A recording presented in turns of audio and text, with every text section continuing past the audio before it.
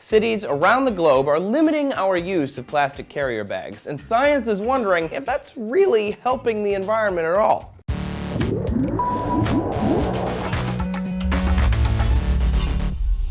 Hey gang, Trace here for D News. When was the last time you were at a grocery store and heard someone ask you paper or plastic?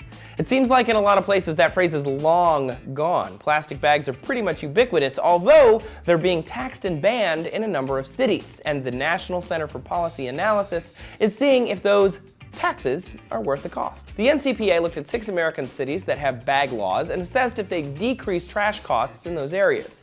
The results weren't so shiny happy. Here in DC, for example, they added a 5-cent tax to the plastic grocery bags, with funds being used to clean up the Anacostia River. Subjectively, I do use fewer bags. I bring reusable bags with me to the store and generally see fewer around town. And anecdotally, the people cleaning the river say that they have seen fewer bags clogging the shores. But this is where science reveals what our eyes don't always see. When we ban plastic bags, we often replace them with paper and reusable bags.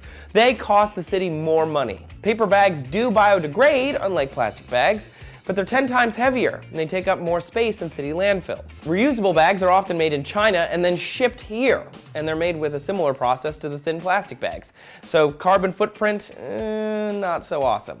In Brownsville, Texas, plastic bags have a $1 tax levied against their use, and from 2004 to 2012, their waste fees increased almost 91%.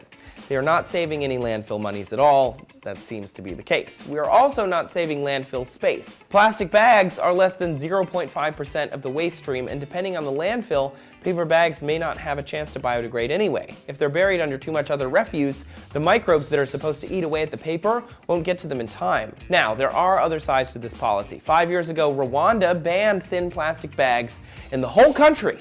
Before the ban, the country claimed to have these non-biodegradable sacks blowing around everywhere.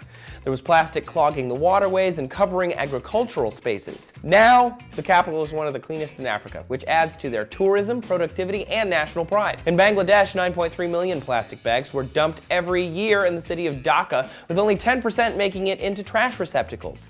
The city flooded at least twice because that 90% found their way into sewers and drains, which clogged them. I'd argue that we didn't ban plastic bags to make money. We did it to protect the environment. As of 2001, somewhere between 500 billion and a trillion plastic bags were used every single year on our planet, and they never biodegrade. Instead, they photodegrade, which means the sun breaks them down. UV light breaks the molecules into smaller and smaller pieces of plastic until they're invisible to the naked eye, but they never disappear. Scientists assume this takes between 500 and 1,000 years, but plastic bags have only been around for 50, so we're not entirely sure. But regardless, it's a long time. Ask the people of 2463, because they'll still be feeling our plastic bags from 1963. How do you feel about this? Is this a lose-lose situation for consumers? What do we do? Tell us what you do below and subscribe for more D News.